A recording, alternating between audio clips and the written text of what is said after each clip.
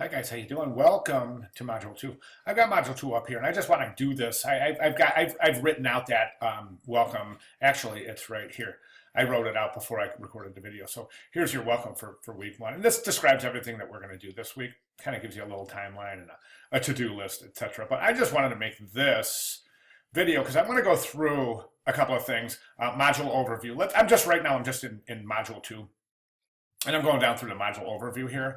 And this describes the website that you guys designed for GRA 410 using GeoCities or whatever you happen to use for that site. Now, you guys should still have access to that site. That site should still be up and running, right?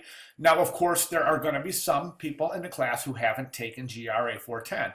And the reason I say that is just because inevitably there's always a couple of people who haven't taken that class yet. And that's okay. That's okay because if you haven't taken GRA 410, you can use a Behance site to accommodate the needs of this class, but you'll have to develop a Behance site. This is all covered in the week 2. Week 2 announcements are in the pink here. We got the visiting our writing center, and they have a website or Behance, and just basically describes what I just said about using either the 410 site or a Behance site.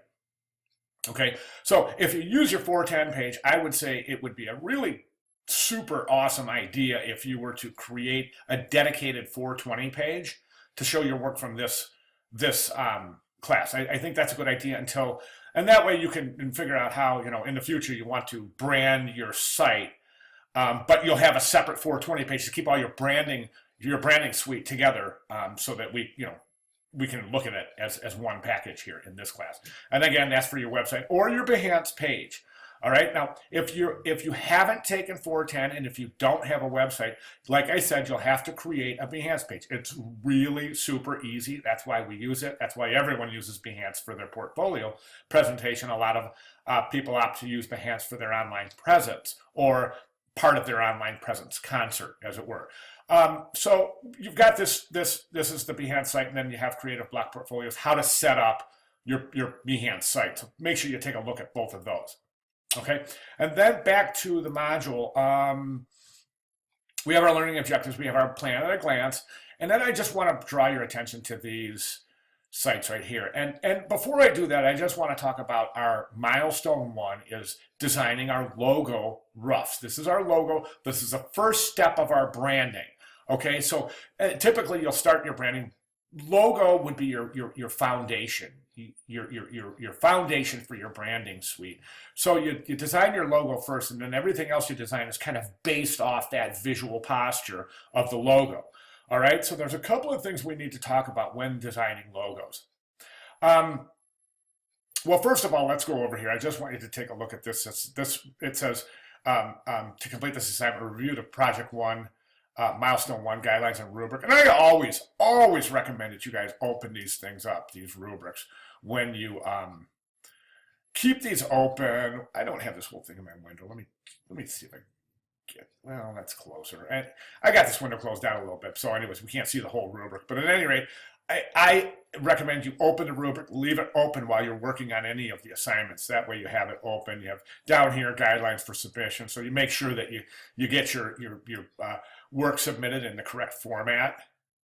And then typically there's a prompt and an overview in all of these in all of these guidelines and rubrics. So you can get a really nice overview of exactly what we're looking for objectively in the assignment, as well as a prompt as to how to approach the assignment. Okay.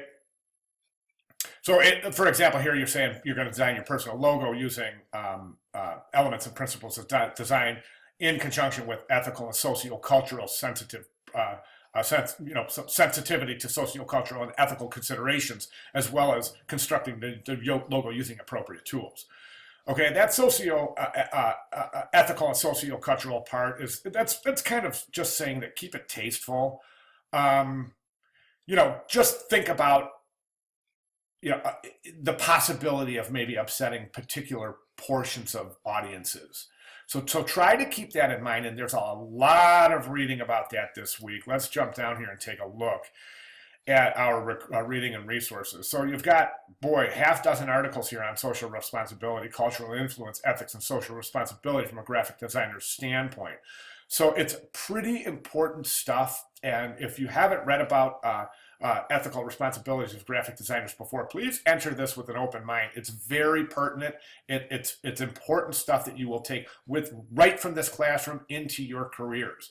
So it's definitely hands-on, immediate experience. So definitely read those articles. I wanted to show you this article right here also. Now, we talked last week about what, in our introduction, we talked about branding and what your ideas on branding are. And you probably noticed that my responses quite often use the word simplicity, objectivity, and minimalism. And I think that students at this point should stop right now, take a look at those words and say, does that mean boring?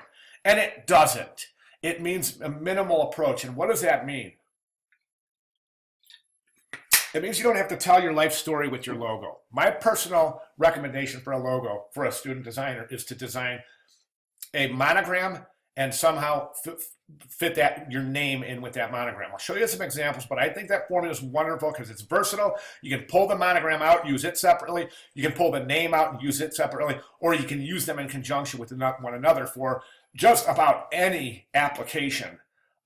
Depending on whatever kind of spatial constraints you might have, the monogram along with the words with the letters of with your name is a wonderful combination. Very, very versatile. Like I said, I'll show you some examples in a second. I want to show you this article right here, how to construct a personal logo. I've got it pulled up right here, and I want you to just we'll read the article. The article is really important, but I want more so show you the examples. This again is going to talk about simplicity. It's going to talk about getting your name out there. So you're designing your logo. So the most important thing to do is brand your name into your potential employer's mind. So, does that entail designing a logo with flowers and little birds and some lizards over in the corner? No, it entails immediate communication, which that's why I think that combination of monogram and name is such a good formula. Let me show you some examples. These are mostly monograms. But look at the simplicity. I mean, none of these are complex by any standard. The S and the D, interesting. The crumble background, I can totally do without that, but this is good, very simple. This looks a lot like my logo. My logo is a simple typeface set in a bold uppercase Futura. Gil Sans. And just with a simple circle around it and an underline. And that's it. And that's the logo I've been using professionally for many, many years. I mean, it's this very, very simple, as all of these are. Nothing complex here, guys. These are all just so simple to remember. Combination A, D, see it? L, J, M, T. Gorgeous work. Do you see how easy these all are to work? That's what I was talking about with adding the name. Not many of these have an example of the name. These are more just marks, but here's an example of the name added to the logo. So you have Anthony Macchio. So you have the A, the M, looks good, nice clean monogram, got the name. Now we can take that for situations where we only want to use the M, like at the corner of a portfolio page. We can use that, and it's already been associated with the name. So the branding is just being solidified. We're not introducing anything new. We're just reinforcing what we've already shown, being the logo and the name. Hope that makes sense. Okay, one more thing I wanted you guys to take a look at is, this guy right here. Look at all of these things, but this is another thing I wanted you to look at. And I just want to open this up, and this is a video on completing your resume. This tutorial is to take your final logo design and place them on stationary items. Sorry about that. I got to figure out how to make her. So I'm going to go ahead and.